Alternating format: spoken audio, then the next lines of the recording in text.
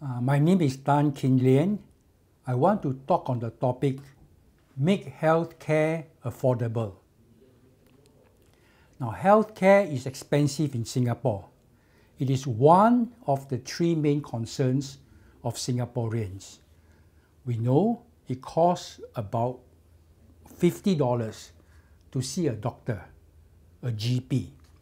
It costs $100 to $200 to see a specialist. And if you are in hospital, it costs $400 to $1,000 for each day that you stay in hospital.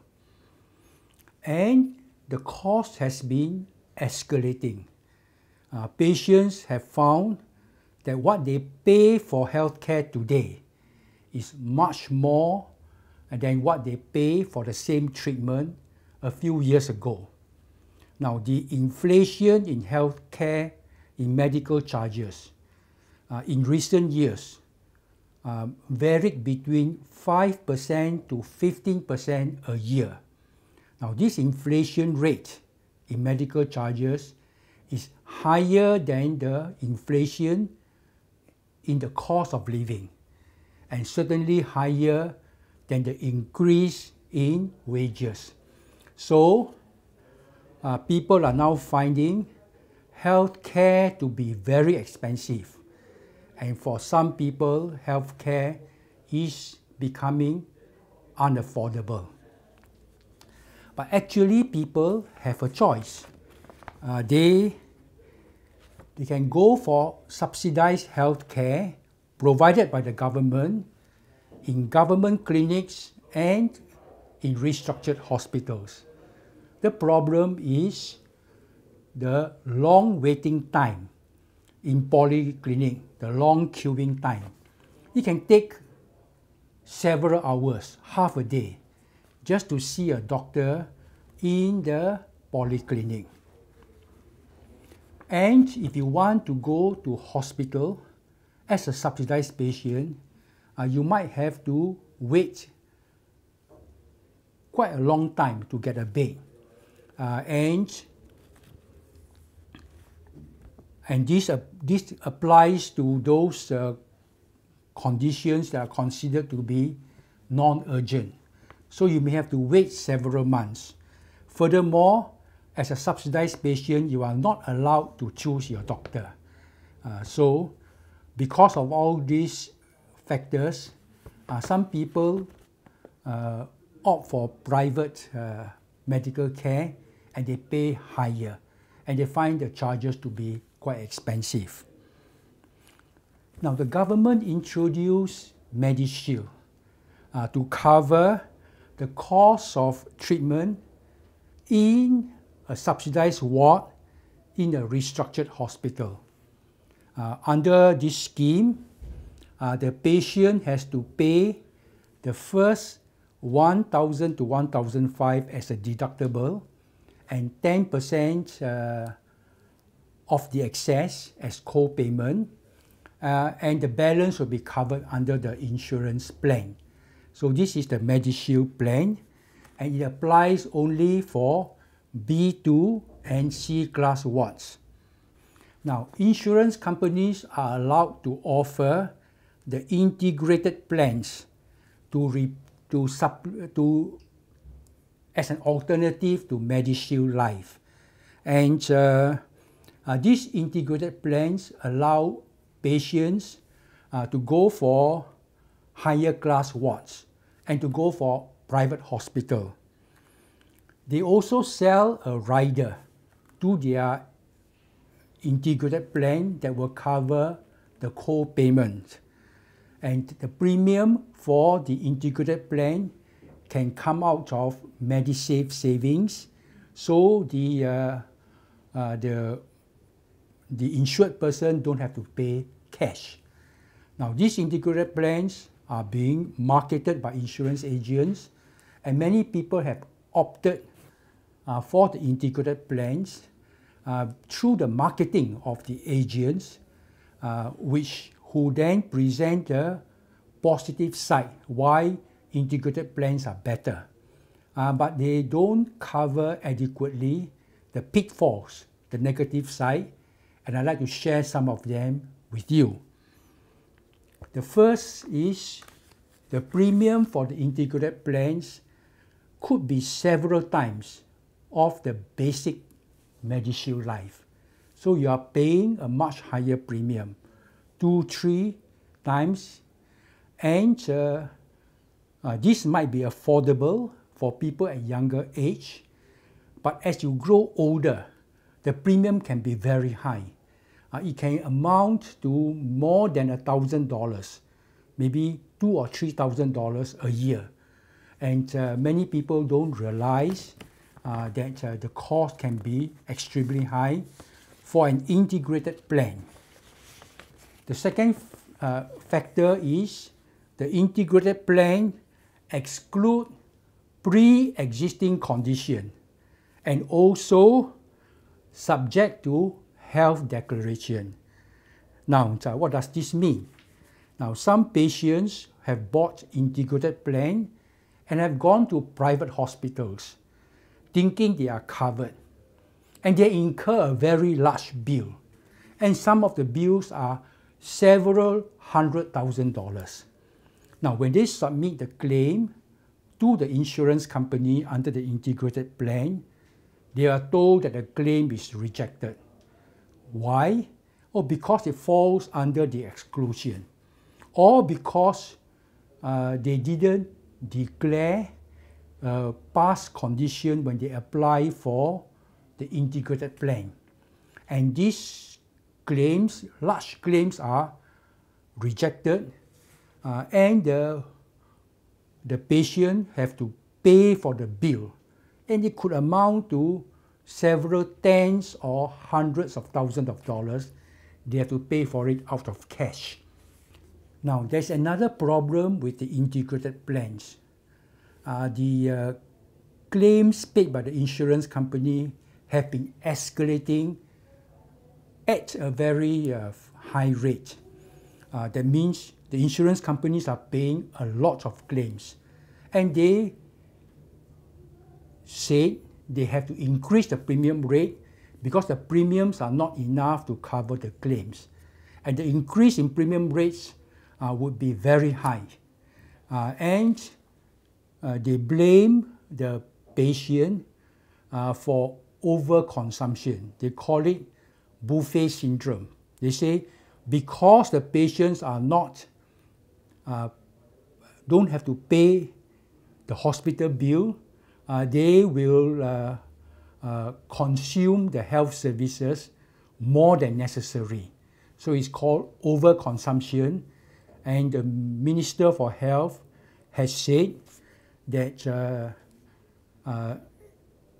all the riders in the future will need to have minimum 5% co-payment, so that with this co-payment, hopefully the patients will not be over-consuming. Now, I want to talk about this so-called buffet syndrome. I think the Minister of Health is mistaken. The patients are generally not responsible for the overconsumption of health service.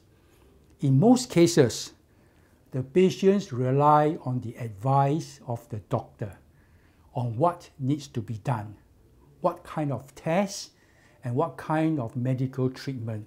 The patients are themselves not knowledgeable about this. So they rely upon the doctor, and the patients are not able to make this decision sensibly on their own. So I'm afraid imposing a co-payment doesn't help solve the problem. Restricting the rider doesn't help solve the problem. Maybe if the co-payment is high, some of the patients may forego medical treatment. That means they don't go to hospital, they don't get treated. But that's not a good idea. So we need to find a better way to address this problem.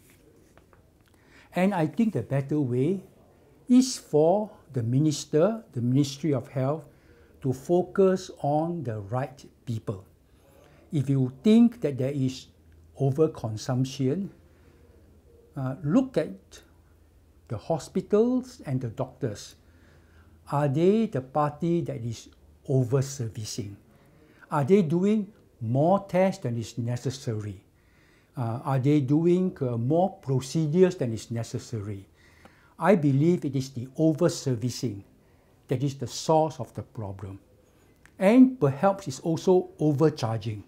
Are they overcharging for the services they provide? So the Ministry of Health should be focusing more on the providers, the hospitals and the doctors, rather than to blame patients for the buffet syndrome. Now, we do have a problem. Our healthcare cost is out of control. It is escalating too much. What can we do about it? And here, I'd like to suggest that the Minister of Health and his ministry study what happens in Japan, what happens in Canada, and a few other countries that implement what is described single-payer system. The government pays the bill. Now in Japan, I'm told, the Ministry of Health will negotiate every year negotiate with the hospitals and the doctors on the fees to be charged for each medical treatment. Now, during a negotiation, you can be sure the medical providers want to have adequate fees to cover their expenses, to give a good income to the doctors, the nurses, and to make a small profit. So therefore, their fees will be adequate from their side. And then from the government side, this negotiation will try to make sure that the cost is affordable to the people, to the patients, who has to pay out of pocket or pay through their insurance plans, or even through the taxpayer. So this annual negotiation is a good mechanism. It makes sure that the rates charged are fair to both sides, that the medical providers can run the business and earn a reasonable profit, and the people are not overpaying for very high medical charges. So this is a system used in Japan, which I think we need to study. Now, if we want to adopt such a system in Singapore, it is not difficult because the mechanism is already in place. We have MediShield and we have MediSave, and the integrated plans are part of MediShield. So the administration mechanism is in place. We just need to carry out the negotiation on what are the agreed fees for each type of medical treatment. And in fact, the Ministry of Health already has the data, and they can use the data to study and to analyze and to determine what would be fair rates, fair fees for each treatment. I'm sure the hospitals and the doctors on their side also know what are the fees that will give them sufficient income to run their business, to do their work. So this getting the medical fees could be, it's not so difficult to implement. And furthermore, I hear doctors tell me it depends. Some cases are complicated, some cases are not so complicated. Well, if these are like that, we can have different categories. This is the fee for the common case. This is the fee for the more complicated case. So it's possible to work out the mechanism to ensure that patients pay a fair fee. They are not overcharged. They are not over-serviced. They pay a fair fee, and overall, the cost of healthcare costs can come down. Now, we also would probably need a system of auditing. There will be some cases where the doctors or the hospitals over-service, and this data analyzed may throw out these outliers, and the auditor could go and discuss with the hospitals and the doctors and see whether these are justified or not. So we need a system of auditing, and together with agreed fees, with negotiation, with auditing, I'm quite confident that we can bring down the cost of healthcare to make it affordable, to remove the wastages, and we can produce a healthcare system that we can be proud of. High quality healthcare, or may I say reasonable, adequate quality healthcare at a acceptable cost to the country. Thank you. This is Kin Lian.